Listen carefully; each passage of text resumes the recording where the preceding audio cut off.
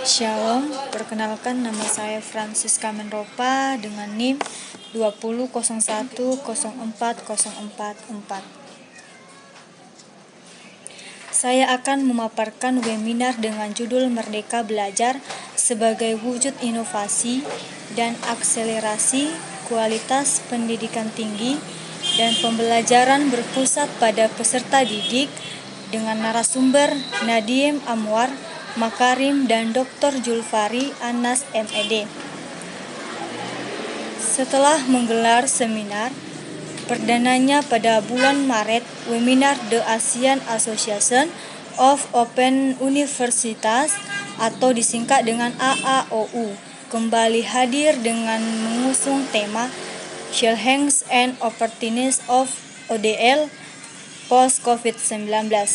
Webinar yang berlangsung daring via Zoom dan disiarkan langsung secara online di kanal YouTube UT dan TV ini disaksikan tidak hanya peserta dari dalam negeri, namun juga hadir peserta dari Malaysia, Pakistan, Sri Lanka, Korea, dan negara Asia lainnya. Seperti yang kita ketahui, ketika pandemi COVID-19 muncul, semua kegiatan yang bersifat tatap muka beralih menjadi secara daring, termasuk dunia pendidikan. Perlahan, kegiatan kembali seperti semula di era kenormalan baru saat ini dan memasuki era post-pandemi. Cara belajar di sekolah atau keguruan tinggi yang tadinya dilaksanakan secara daring, mulai kembali diselenggarakan secara tatap muka.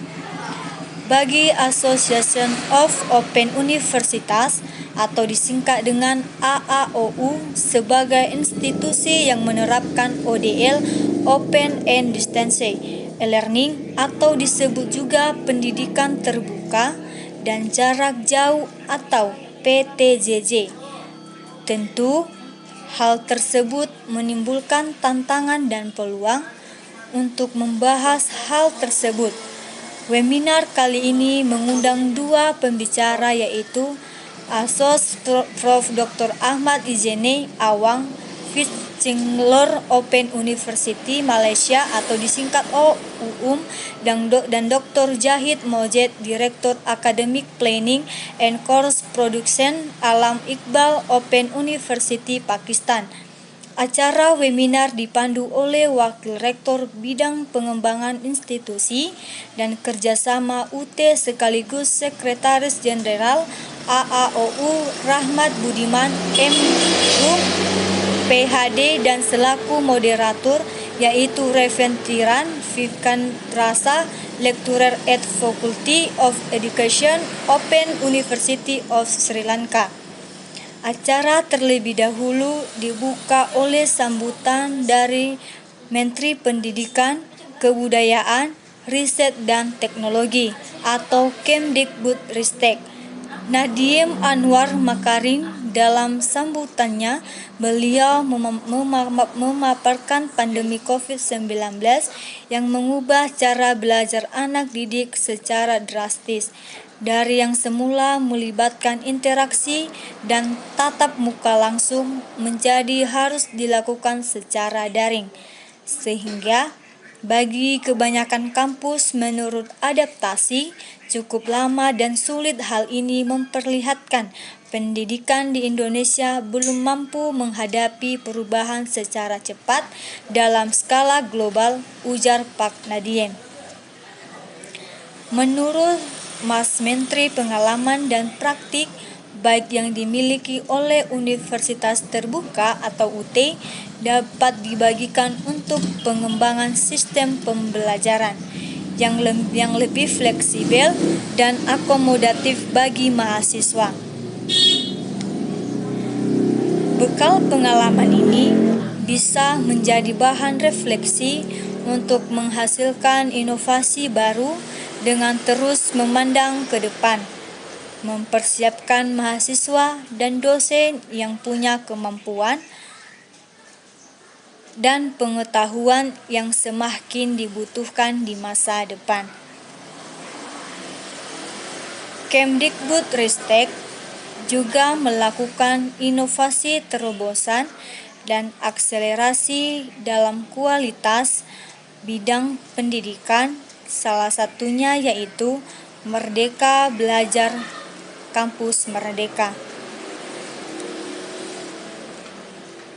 Selain itu, saat ini kualitas perguruan tinggi dinilai oleh indikator kerja utama atau disingkat oleh IKU, sehingga tidak hanya mahasiswa yang melakukan inovasi dengan belajar di luar kampus, tetapi juga para dosen perlu dimotivasi untuk belajar dan berkembang dengan beraktivitas di luar kampus, seperti magang di industri atau dengan melakukan riset di perguruan tinggi.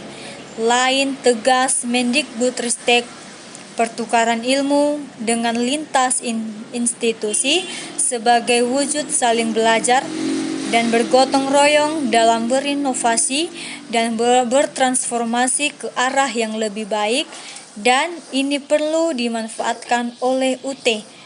Gimana untuk mengembangkan pendidikan fleksibel dengan tetap mengedepankan kualitas, sambung Mendikbudristek. Beliau menambahkan bahwa kunci dari berkembangnya universitas terbuka adalah kampus yang memerdekakan mahasiswa dan dosennya untuk terus berkembang dan berinovasi. Rektor UT yang juga Presiden AAOU